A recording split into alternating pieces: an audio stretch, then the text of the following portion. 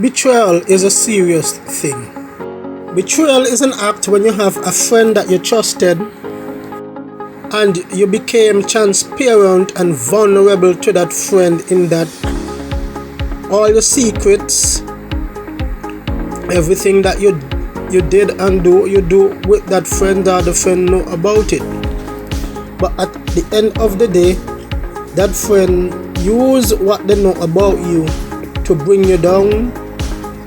That is betrayal.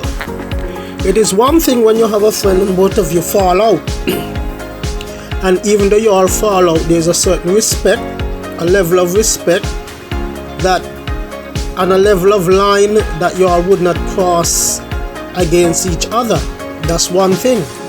But there's another when you and a friend fall out, but you decide to go out and totally humiliate and destroy that person who both of you were once good friends. Now that is way below the pale. Things like this hurts and it's hard. With that said, let's look at Psalms chapter 55 as we look at the emotions of the betrayed.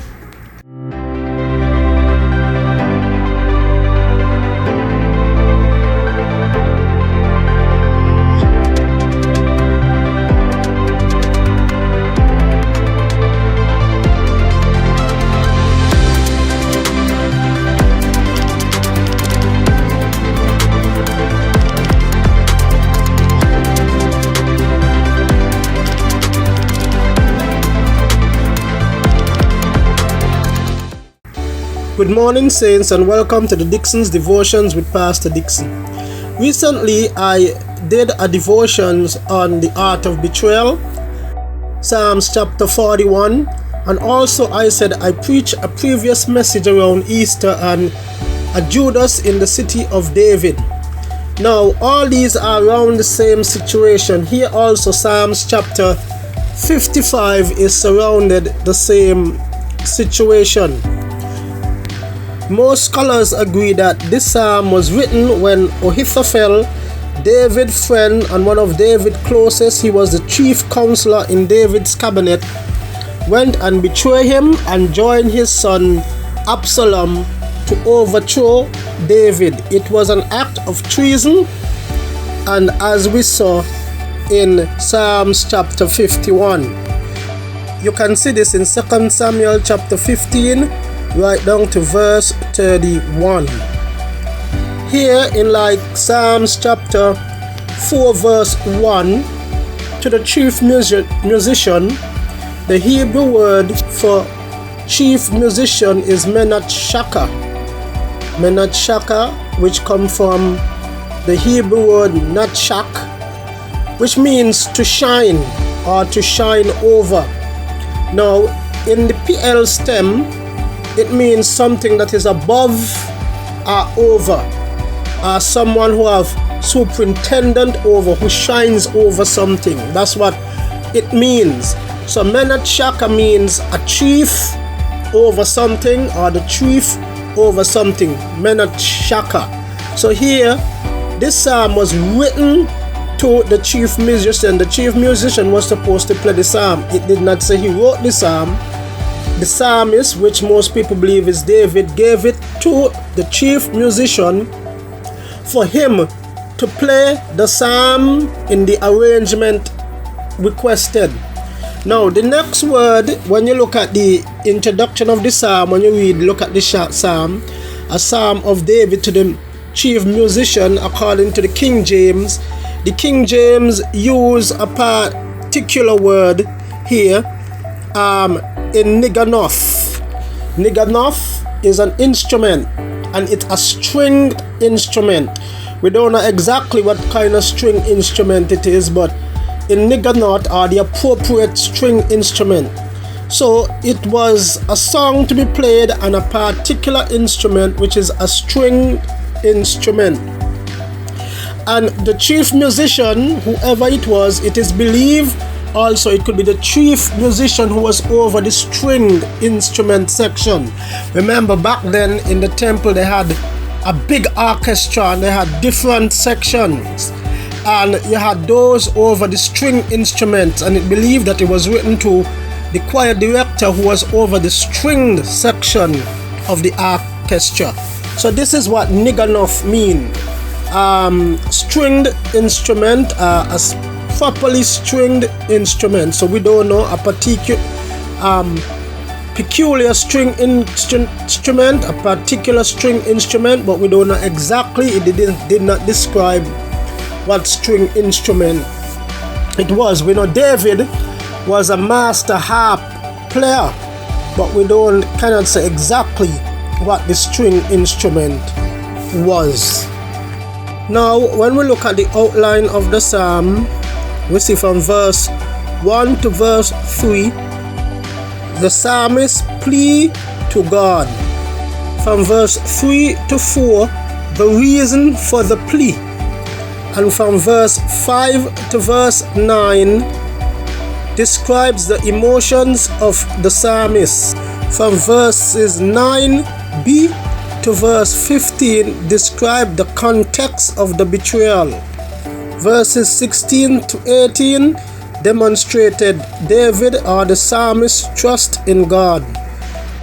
Verses 20 and 21 describes the operations of the betrayer. Verses 22 and 23 describes the outcome of the righteous and the destruction of the betrayer. But before we go any further into the Psalms, please remember to like, subscribe, leave a comment, and tell a friend about our YouTube channel. It is important that you do so. Now let's get back into the word. First, the plea of the psalmist from verses 1 to verse 2. This is what the psalmist said: "Give ear to my prayer, O God," reading from the American Standard Version, "and hide not thyself from my supplication. Attend unto me and answer me. I am restless in my complaint and mourn." So here David is very much worried. His emotions here is expressed, and he is pleading to God. I know many of us, when we're in this situation, we plead to God, because David was chased out of his kingdom, off his throne, and he had to run. And as a result of that, he had to run because two things: his son overthrew him, and his chief counselor and best friend betrayed him. So David was on the run, and right here he is mourning, and he is complaining, and he is pleading to God. Have you ever been in a situation like this? So you could imagine how David felt, and I'm sure you've been in a situation like this. It is hard and it is tough. Many of us, fortunately, have never experienced something like this to this level. But at some point, we know that we have been betrayed by a friend, to whatever level, someone you have trusted before. And this is what David is experiencing right here. But to David, it was on a high level. He was the king. So you see what's going on. He is mourning and he's pleading. But at the same time, when we go through our situations, we plead to God. Now, the next we're going to see why the mourning. From verse 3 to verse 4, it said, "Because of the voice of the enemy, because of the oppression of the wicked, for they cast iniquity upon me, and in anger they persecute me. My heart is sore pain within me, and my terrors of death are falling upon me." Now, as I said, David's son Absalom overthrew David, and it could be for many reasons. One, remember when one of Amnon killed Absalom's sister Tamar, David did not do anything much against it, and Absalom was jealous, and he went and he killed his brother Amnon, and as a result of that, he was cast away from the presence of David. He ran, David would not see his son even when he invited back to the kingdom. So Absalom felt a kind of way, and Absalom decided he's going to get back to his father. So he tried to overthrow him. Now David chief counselor now, Ahithophel, had a beef against David. Remember Uriah was Ahithophel's grandfather, and probably Ahithophel did not like what David did with both Bathsheba too, and also how he killed Uriah. So he had this in for David, even though he was his chief counselor, talking with him on a daily basis. But you don't know what's going on in his heart, because look at what it said here: for they cast iniquity upon me, and in anger they persecute me. So there was some anger built up in Absalom and some anger built up in Ahithophel. And sometimes people have anger towards you, and they could be your best friends, and they never tell you, but they have it in there, and someday it's going to express at the right opportunity. Okay, from verse 5 to verse 9 describe the emotions of David in the situation. Fearlessness and trembling are come upon me. Horror has overwhelmed me, and I said, oh, that I had wings like a dove. Then would I fly away and be at rest. Lo, then would I wander far off. I would lodge in the wilderness. I would haste me to a shelter for the stormy winds, and from the stormy winds and tempests. Destroy, O Lord, and divide their tongue. So right there, David is saying, this is how I feel. I feel so bad. I feel so betrayed. Lord, if I had wings, I will just fly away. Just fly away like a bird from all these things. I mean, you feel so bad. Who can you trust? You trust people, and this is what how they destroy you and what they did to you. Who can you trust? Remember, someone who is close to you is privy to a lot of your private information, and they can destroy you. I said the person who is your biggest enemy is not the one. Your enemy out there is the one closest to you, because they have everything they know that could bring you down. So David felt so small and so little. He said he could fly away, and he will lodge in the far, if he had wings, he could just fly away. That's the emotions David felt. Now from verse 9b, he describing now the context of his betrayal, or how he felt. He said, for I have seen violence and strife in the city, day and night they go about it upon the walls thereof. So he's seeing the strife, the violence, what is going on when David and his man had to run, and all that is going on in the city, how Absalom was trying to take over total control, and if anyone is against David, what will happen to them?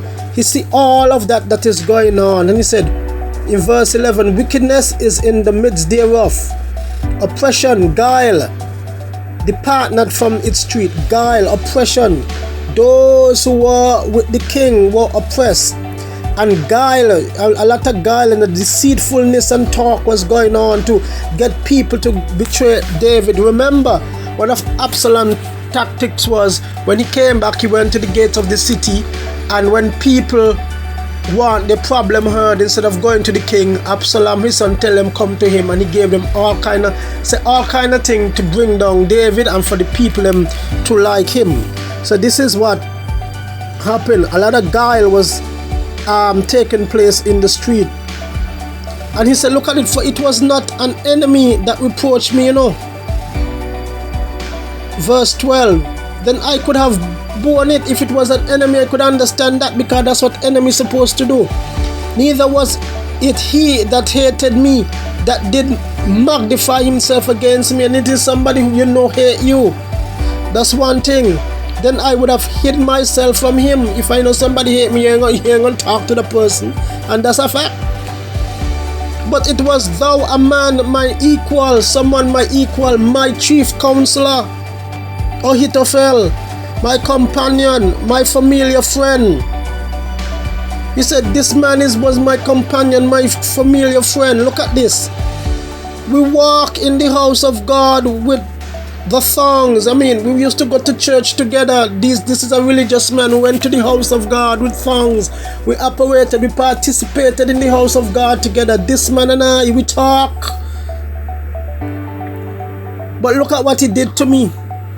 So is the person close to you? Let that come suddenly upon them. Not only that, but he had his own son. You could imagine people about your own flesh and blood, and your best friend did this to you.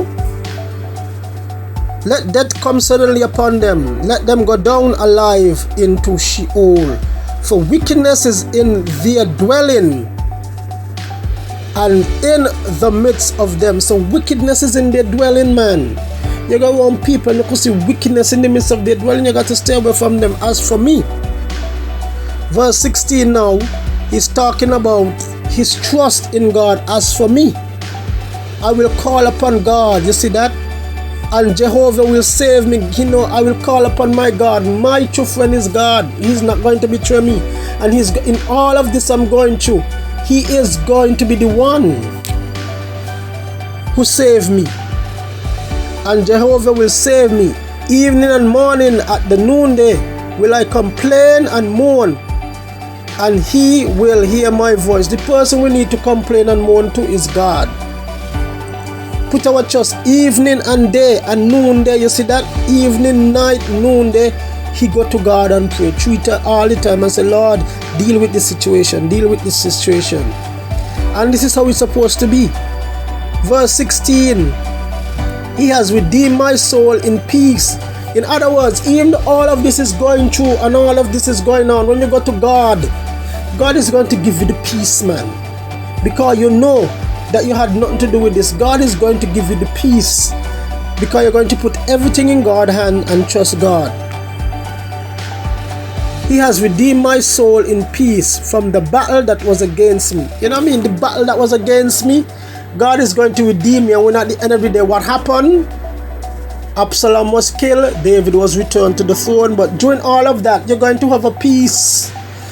And the battle that rages inside of you, with all that's going on, God is going to give you the peace over it. And first of all, you got to win the battle within before you can win the battle without. God is going to take the without, but the battle within, man, you could stop hatred, you could stop all kind of thing, but you could be going depression, everything. Win the battle inside, and God is going to give you that peace. For there were many that strove with me, many that strove with him or strove against him. God will hear and answer them, even he that abideth of old. God is going to hear and God is going to answer them, no matter what happened. God is going to, even he that abideth of old, even he that was with me as friend as old, God is going to hear and God is going to answer.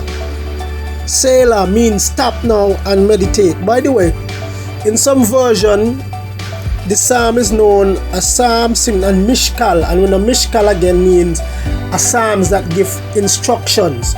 So here Selah means to stop, think and meditate. What I have just said already, regurgitate, Selah, meditate. Verse 19, be the man who has no changes and who fear not God. He put forth his hands against such as were at peace with him. People they ain't gonna change in their life. They have no fear of God. They put forth his hands against such and were at peace. They were not at peace with God. He that put forth his hands against such as were at peace with him. These people, they ain't changed, they ain't no God, and people who at peace with them, they put forth their hands. Look out for people like that, who put forth their hands with people who are at peace with them. He has profaned his covenant. His mouth was smoother than butter. Now look at the description of such a man. The man who have no changes and who fear not God. Look at that, he have no change in his heart. He fear not God. He put forth his hands against people who had peace with him. He has profaned his covenant between him and God. His mouth is smoother than butter. Some people mouth smooth, but his heart was war. In their mind, they look smooth. That's why I tell people, don't look at people who are very quiet and talk nice and soft, These are the people who are most dangerous, Sometimes I rather a person who is up front and straight and tell you how they feel, because you know exactly how they feel. But the person who talks smooth and nice on the surface, but inside a war is going on. The person who comes straight out, they have a war and they're expressing the war, they're telling you, so they're bringing out. At the end of the day, these people won't get out of over it. But it's the person who speaks smooth and nice. We say the person is silent, the person is good, but inside of them there's a raging war, and you don't know. These are the people that we have to watch out for. Because look at what he said, verse 21, his mouth was smooth as butter, because he was David's chief counselor. That's why David had him there, because of his man. He know how to frame something, man, and put it in a good way. But inside there was a war raging.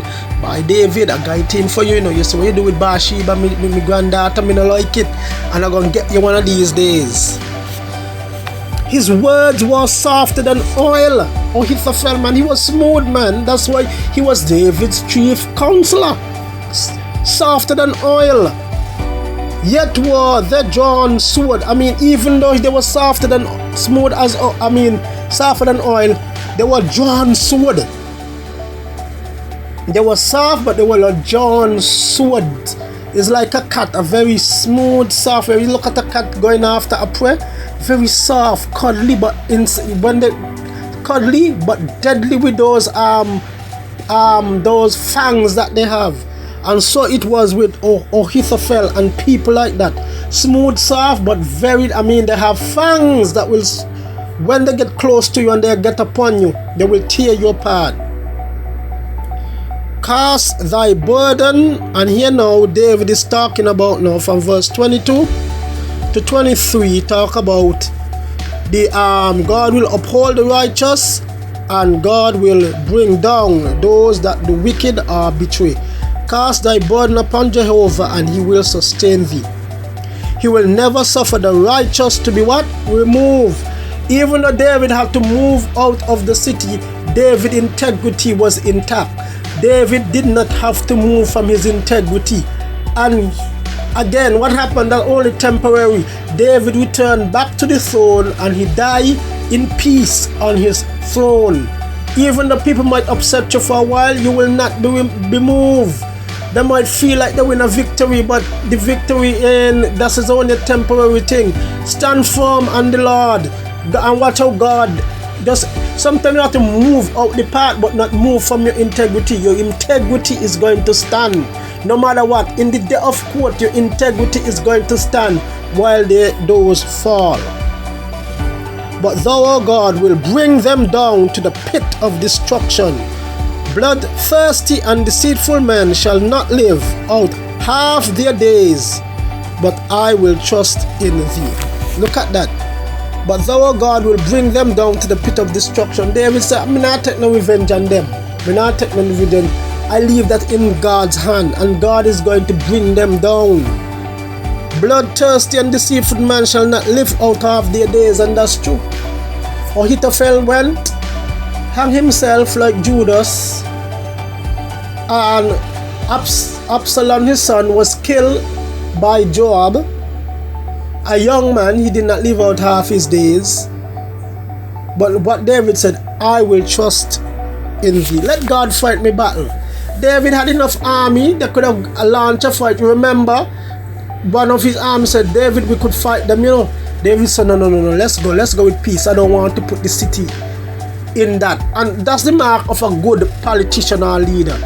David's men, when David had enough army to start a civil war in Israel, but David said, no, let's go in peace. I don't want to to cause this in Israel, put that in Israel. Who want fight, but not with me. Let God handle it. And God did handle it. David moved himself out the way, and God stepped in as the army to fight against Absalom and the council of Ahithophel. So we see, when we put our trust in God, just move out the way and let God step in and do the fighting for you. And watch God win the victory. Saints, no matter what you're going through, if you feel betrayed or someone do you evil, don't fight back. Step out the way, let God do the fighting, and look at what's going to happen. Saints, sometimes it's hard and it's difficult, but do like David when he said, cast, in verse 22, cast thy burden upon Jehovah and he will sustain thee. So whatever problem, whatever burden, cast it upon God and he will sustain you. Saints, have a wonderful day, and may the Lord's blessings be with you.